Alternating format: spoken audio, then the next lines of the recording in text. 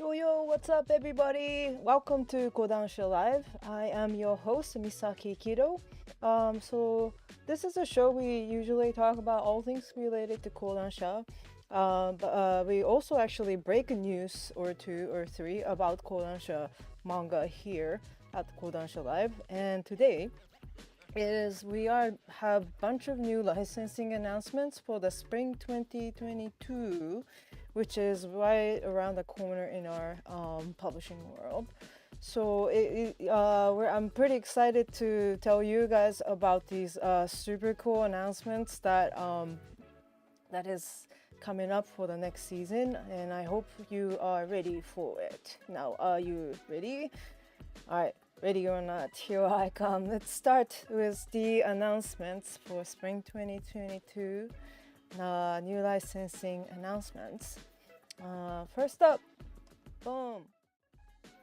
All right, the first title is some of you may be familiar with. It's the Seven Deadly Sins, Four Nights of the Apocalypse. This is a series that Kodansha have been doing a simulpub for a little bit while. This is, as you may recognize, the art style. It is from Akira Suzuki, the creator of Seven Deadly Sins. And in fact, this is actually the official and sequel to the world of Seven Deadly Sins. And it actually takes place in the world, the same world as where the main series takes place in, featuring a brand new protagonist whose name is Parsival, and he seems to be living in this kind of above the cloud with his grandpa, who is his caretaker. He's not his blood relative, but he grew up to be 16-year-old in this environment, and his grandpa is asking, like, don't you want to go on an adventure, boy? And he's like, not really, dude. And so the grandpa's a little bit shocked here. But then later we find out that he actually kind of lied to grandpa because he didn't want to make his grandpa sad, like by telling him that he wants to leave. But he did have desire to go check out all these really cool stuff that's happening in this world, and he's like dreaming of it. Until this eerie visitor comes to visit them. Usually when there's like an outside influence coming in from somewhere so secluded, there's some kind of actions happening here. What is going to happen? Let's find out. If you want to find out sooner than later, you can check out the simulpub. But if you're a manga fan, you might want to wait until the spring 22 until it comes out in a book format or compilation format. Good news is that Akira Suzuki also has mentioned in some of the Japanese interviews that he loves the extra pages of the manga so much when he was younger. So he made sure that there's tons of extra contents in this book that you have never seen before in the original run of the serialization. So there you go. That's a perfect reason to check out this book when it comes out. Yeah. Speaking of Seven Deadly Sins, the new anime season 5 just came out on Netflix this week, and I'm like having fun watching that show right now. So for those of you who are curious about the main series, this is like a perfect time to get back into it too. All right. Oop, fireworks. Next up is The Island in a Puddle. This one is a really cool series. I think you might recognize the creator's name here, from the creator of Erased, the time traveling mystery series. And this one is it's also set in a different setting. I'll show you a little bit. So this story focuses around this siblings, older older brother and a younger sister, and there's like another mysterious figure to the left, but we might go into that a little bit. Anyways, so these brothers and sisters are seems to be in like a really heavily neglected environment. Here's their parents. The mother leaves them like 2-3 days at a time by themselves and just kind of leave them as instant noodles to share amongst themselves. So they're kind of like, just kind of being there for each other, I guess. And the mother comes back every once in a while, and like both of the kids feel so relieved to see her every time she comes back after a long span of time. And then the mother actually proposed to these kids, saying, "Hey, do you guys want to go to the amusement park?" And it was so sudden that the older brother is like, "Wait, from now on." So they go together to the museums, and the younger sister seems to be having fun, carefree, but older brother kind of seems to know like what is up, because the mother give him like a bunch of cash and ask him to just wait here. And usually this means that she's going to be gone for another while. Now, this is all the pages that I have right now, but from here and on, it starts to get a little bit eerie. The kids are... actually, I'm just going to leave it at that for now.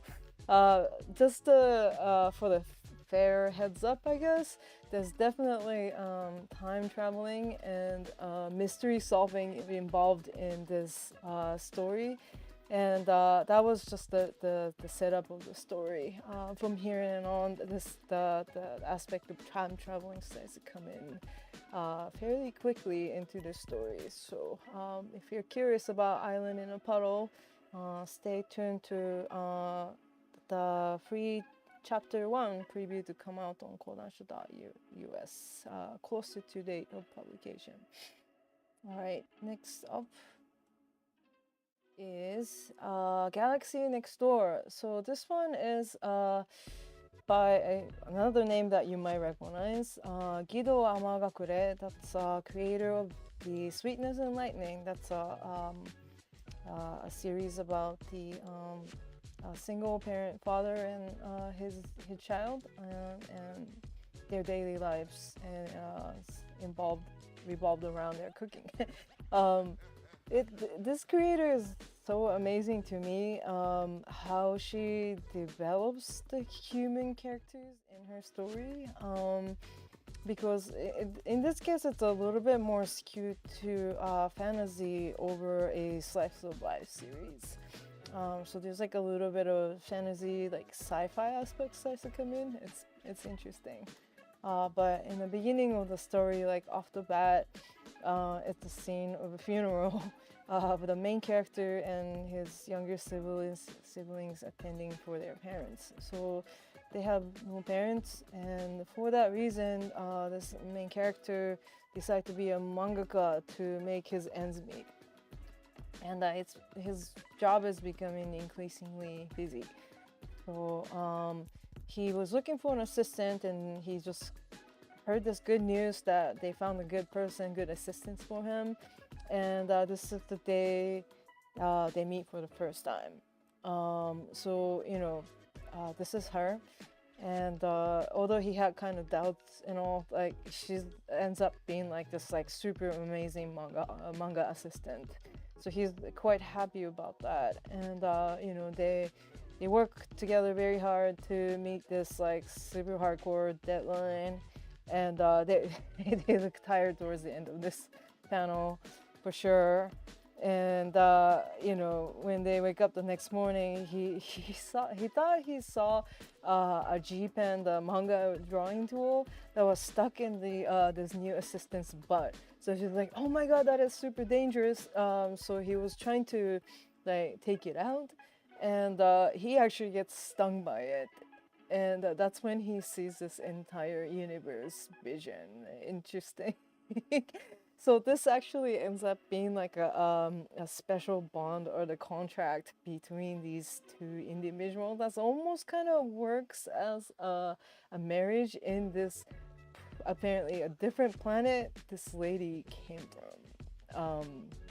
So that's where this the sci-fi aspect starts to come in. If you're curious about this series, there's more information at kodansha.us as well. Don't forget to check out Sweetness and Lightning. That's an amazing show too. All right. Next up is the Phantom of the Idol. Yay! So this one is a title from Ichijinsha, which is the home of otakoi. And this is kind of like a series that might be like recommended to the fans of like Kiss Him Not Me, like something that is like pretty quirky, funny relationship. I'll show you some pages from it. So this story focuses on it starts from this perspective of this male idol who is not really super into being an idol. So he's like having this like really like grim introduction at this like idol event. He's like about to get fired from being an idol, but he doesn't even seem to care. And you know, he's in the backstage. He was saying when he was just saying that I want to quit being an idol. He hears like another voice saying I want to be an idol, and then he just kind of turns to that direction and he sees this person who happens to be the spirit of this idol who was doing well until last year, until she got into a tragic accident, and then she's mad here because he doesn't even want to be in an idol when he can, and you know she can't do that herself, so she's like kind of irritated by him. But then this like classic body swap happens, and they realize that they can, you know, like she could go into his body to kind of like animate. So that is her reaction in his face, but she could come out pretty easily too. And based on this experience, they come to an agreement. Like this guy asked her, like, "Would you be an idol in behalf of me?" So that was the negotiation between these two people. But as soon as she takes over his body and goes out to the public, like everybody kind of like realizes, like, yo, like you're way too perky compared to before. So this is like her coming out in his body, say, introducing themselves to the audience, and they all don't even know who this person is anymore. So that is a new title, Kamikuzu Idol, or the Phantom of the Idol. Sweet. Oh, seems like a funny series, yo. Oops, sorry. Next one up is Wanda. Sorry, I kind of showed you a little teaser here. This is a series that I'm like super excited to find out about, and I'm like dying to talk to people about it. So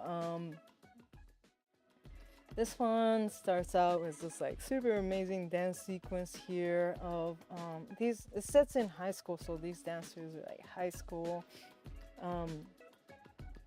Like this, the male character right here, just, you know, watches this like dance performance by the dance club, and he's just like really impressed. But at the same time, he has this like past that he was doing dancing before, and then like he was kind of like embarrassed in a certain situation, and he never actually went back to it. So, but he was like curious enough to ask this girl, her name is Wanda, and it's like, why do you want to dance? And she makes this like funny face, and she just like pinches her face back to normal. She's like, it's because I love it, you know. But at the same time, it's because I don't really have to talk, and like I don't really have to explain myself. I'm not really good at that. And he really resonate with her comments here because he has a stutter, and he has been trying very hard to like overcome it too. So you know, like knowing that in dance, like you don't really have to speak is actually like something that catches his attention. And just kind of wanted to feature this like the art style. Like it's not, I've never seen anything like this. Like it's manga tend to be like very static sometimes, but like within the static visuals, like there's so much movement in this character's like motions. And this is like just it gets even more and more intense like as the story progresses, and the characters gets better at dancing too. So he sees her dancing, and then like he couldn't help it. Like he said, you know, like he kind of shows off his moves. Like I've been dancing too, and like she sees it for the first time, and she's like, oh, you want to like raise your arm a little bit, and you know, like raise your face up. You know, just when he thought he was gonna get made fun of, but no, she's just really thinking all about dancing, and she's very serious about it too. So this is a story about them too becoming these dance mates. There's actually a lot of story plots, battles, action scenes like that happening in this series. So definitely keep an eye out for Wanda. Very cool series. All right, and then next one up. Ta-da! Welcome back, Alice. Yes, welcome back, Shuzo Oshimi. You might know Shuzo Oshimi from the other series like Flowers of Evil or Happiness from Kodansha. And I gotta give you a fair warning. His work is always like kind of scary in like a psychological sense, but like it's still like a slice of life. In this story, there are three main characters who grew up together since when they were younger, and but much like younger elementary school. But then as they get older, like the relationship starts to get kind of complicated. Obviously, this boy has a kind of a crush on this girl. And then they have another childhood friend who she seems to have a crush on him. So it's like a love triangle thing. And when there's like love triangle in like Shuzo Oshimi's work, it doesn't end well. Or it just gets like a dark twist from there. So he fair warning, there's some lacy scenes coming up here. Not too explicit, but one time he sees he ends up seeing the other two kissing in like kind of like the back of the school, and he was like really like shocked, traumatized, like to the point that he can't forget about it for like many years after seeing this incident. So like he stopped kind of talking to both of them, and then one of the other guy ends up moving away, like sometimes like midway through middle school, and then this like he couldn't even talk to the girl anymore after like until the end of middle school. So he really wishes to change this relationship between him and her when they go to the same high school. But that is when this person starts to come back into this picture. Long story short, this is the other childhood friend coming back in appearance of a girl. But he seems to be like he said he gave up on being a male, but it doesn't mean he wants to be female. So it's really interesting like what it really means to this person, and to the friends who are close to them as well, and how their relationship changed within the course of this series of manga. So let's keep an eye out for Welcome Back Alice from Shuzo Oshimi. Alright, next up. Da-da! Devil's Ecstasy! Devil Ecstasy is another work by Shuzo Oshimi. I think this is like a much earlier work, like back in 2005. Can I just mention like how far Shuzo Oshimi has came since, you know, in terms of his like artwork. Like this was like Devil Ecstasy, and this is like his contemporary work of like Welcome Back Alice. There's quite a big difference in art style, but in terms of the kind of the message and the theme within the story seems to be pretty consistent from this time. And I was like reading into the story. It's really good actually, like, and it's really funny. But then I was like, I don't know about showing any of the pages from this series in on our live stream. So for this episode, for this series, I'm just gonna read this like wonderful synopsis that our editor wrote. It says that Noboru Kusakabe is an 18-year-old virgin college student who developed a trauma of big breasts. Wow. Desperately wanting to lose his virginity, Noboru and his friend discover a mysterious brothel called Deadpool Ecstasy. Although he was nervous about his first experience, Noboru is thrilled by the beautiful girl with small breasts named Miruru, who holds a scary secret about the brothel. Yeah, I don't even know what that means when they say scary secret in the world of Shuzo Oshimi, but I'm like definitely looking forward to like read that and to find out more about it. So keep an eye out for the new Shuzo Oshimi series that's coming in spring 22. All right, the next one up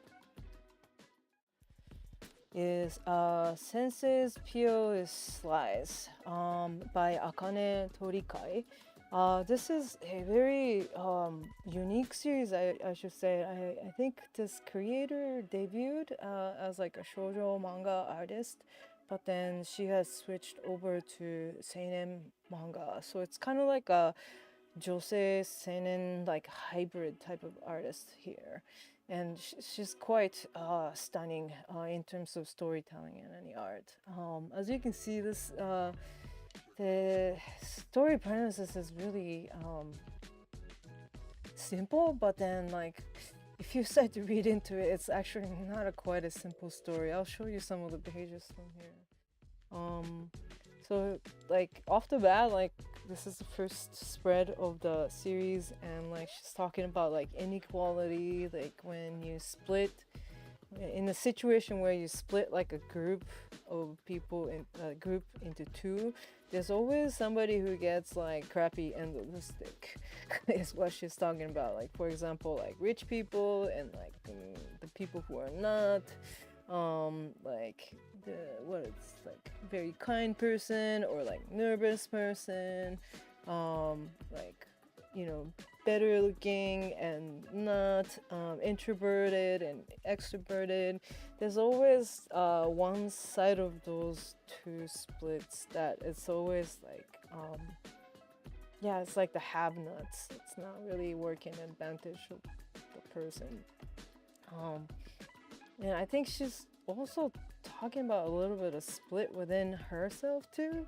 For example, like this is a scene, so in the this is her meeting her best friend, and she brings over her fiance, and this is like a moment where they just told her that they're just getting married, and like they're just looking at her face for reactions, and like she has all sorts of thoughts going on, but then, you know, she comes up with like the most nicest kind of response back saying like congratulations, even though like what is going on in her mind doesn't seem to add up to be the same as like what she's actually doing or saying. So in on the the surface level, she's like a very like well-established professional. She's like a high school teacher here. That's her facade anyways. There's a lot of personal secrets that you go into about this seemingly quiet, average looking person. Yeah, very much mature content. If you're into that sort of thing, it's actually a very interesting series, so keep an eye out for Sensei's POS Sly. Hope I'm okay. Next up. This one, Blackguard, is a new series by Ryo Hanada, which is, you might recognize the name from the creator of Devil's Line. And this one is like a straight up, pretty hardcore sci-fi. So in this world, it looks like a futuristic setting. There's like something that's going around that's like it's taking over and destroying like civilization, and like this guy on the left corner seemed to got like hit or got bitten, he said. And when a human being gets bitten, they kind of become like infected to become this like being that seems to be completely different from human. And these creatures, shoujo, started to appear on the earth about 40 years ago, and then like when the humans are bitten, they become kind of infected, and so the herd gets bigger and bigger. So it's kind of like, wait, what? It's like non-zombie, like faster zombie. Like, I'm already kind of into this, but definitely human beings are not like just sitting back either.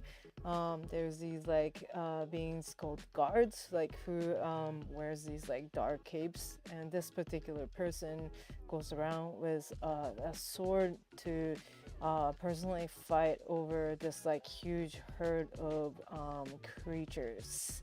Yeah, like I'm actually already kind of sold about this. I've been looking for a different kind of like apocalyptic situation manga, and this is really screams out to be something totally new. So keep an eye out for Blackguard by Ryo Hanada. Yeah, super cool. Okay, next one is Tezuka New Omnibus Edition. So, as you might know, Tezuka Osamu has been known as the father of manga, like who created this format of the art. And for being a father of the art, he was inducted as Harvey Award Hall of Fame back in 2019. So to commemorate his award-winning works, we decided to make a new edition of his work that features few of his shorter series, all very different in style, into like an all new format. And let's see, let me take a look at some of the pages in here. So it features the Apollo song, and this is, oops, sorry, Apollo song, Princess Knight, Apollo song, Princess Knight, sorry about that. The art style already here is really different. And then Ode to Kirihito, which is kind of like a medical slash legend, kind of like a fantasy, yeah. So it really varies in styles, but I think it just, if you read it in like one go, you get to have like a really good sense of, you know, the whole canon of works by Tezuka, and it's just so amazing to see the variety of storytelling that he did during his time. The cover design is coming soon, but I would imagine it'll be a completely different cover from the previous edition of these books from Vertical Imprint. So Tezuka, if you're a fan of Tezuka's work, or if you have never read a Tezuka Osamu's work, this is actually a perfect place to start getting into, and possibly make it into a like a collection from there on up. We have lots of series by Osamu Tezuka, and we are very proud to be the home of his Osamu Tezuka in the US. All right, next up. Ta-da! So this is a novel, and it's called The Shining Sea, and it's by Koji Suzuki, and you might recognize this name from the very famous Ringu series. I don't know what is up with the J horror. So he's kind of like the J horror novel writer, but like the horror, like a lot of the works by him was adapted into movies, and they're mostly like really scary, either in like a ghosty or like psychological kind of way, a little bit mysterious. So if you're kind of a fan of those style of literature novels, then this actually might be a good way to go. It's about a young woman attempted to suicide by drowning. By doing so, she loses her memory. So her lover, they actually decides to find out like what happened. So it has like a mystery and a memoir type of vibe going on here, and yeah, it's actually seems to be a pretty cool read here. So don't forget to check out The Shining Sea in spring 2022. All right, one more. Ta-da! Akira Art Book. So this is a famous work. As you know, Akira is a famous work by Katsuhiro Otomo. So this was like back several years ago when I went to Tokyo. I think I was in like Shimokitazawa or something. And when I was just like walking around the street, I just like turned around the corner and bam! I came across this like crazy mural of like this like artwork that's jumping out from the wall, and I recognized the artwork, like that's Akira's artwork. So that was actually like kind of a surprise art project that happened in Tokyo during that time, and they decided to make a reproduction of the art project into this like really cool accordion fold style art book, and we decided to publish this in the US as well. And most likely this is definitely going to be a rare collection that you like to own if you are a big fan of Akira. Like this, like I really love having like one like additional extra pieces to my Akira shrine. So I'm looking forward to the release of this art book.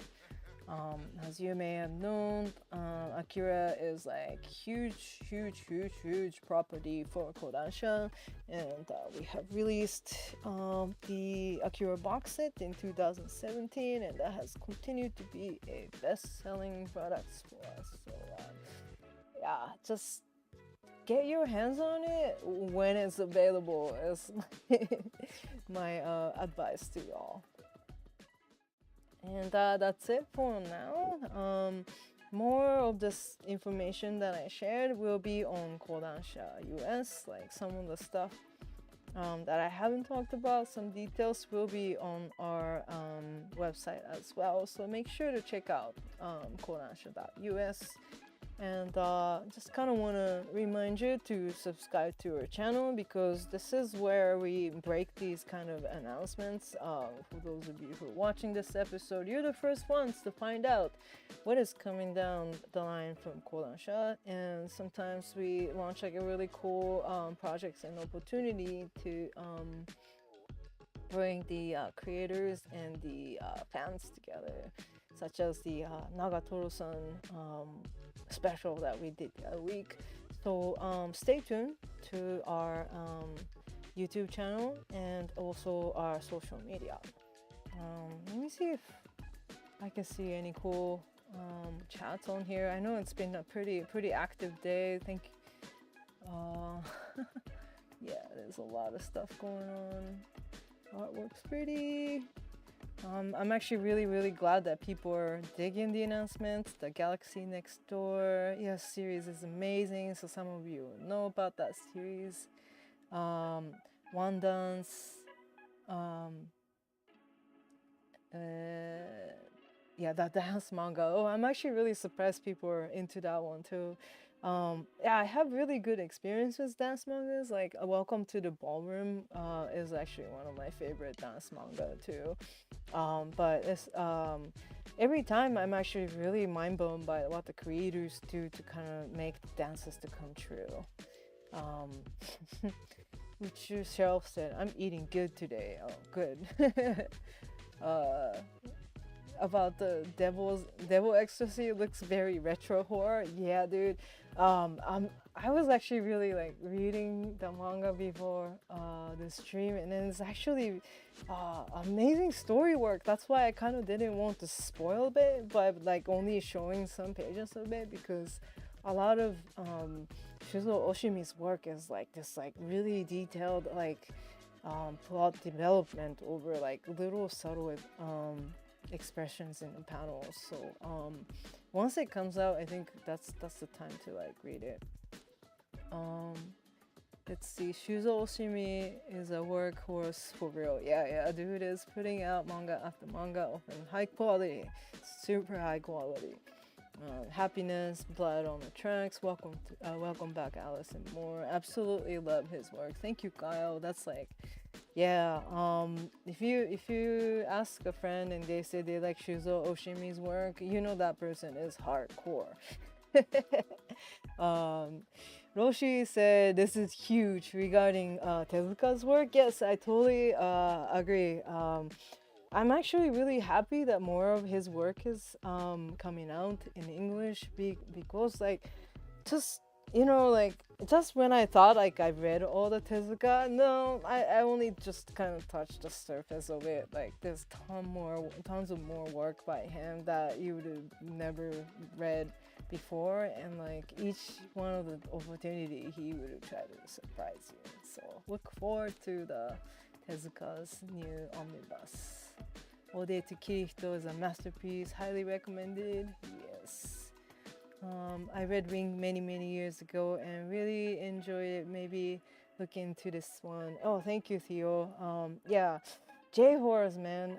It has its own ways. And I think this creator has really established that the style of writing that is really goes into the psychological aspect of the speaker or the environment or the situation. Thank you, Misaki. Thank you, NC dearest. Yeah, thank you for watching. Thank you, huge licenses today. Yes, like we make announcements now, but then sometimes there are a few more that trickles in after our initial announcement about spring 2022. So please keep an eye out on our social medias for any additional announcements for the upcoming seasons. We need more josei or romance stories about adults. Yeah, I know this is like a legit representation of like a mature female character. Is like kind of a rare representation in the manga. So I'm kind of excited about the sensei's like on that one. All right, so thank you so much for writing in all your awesome comments, and I think that's it for today. But again, stay tuned to our future project here at Kodansha Live, and thank you for watching our show today, and see you later. Peace out.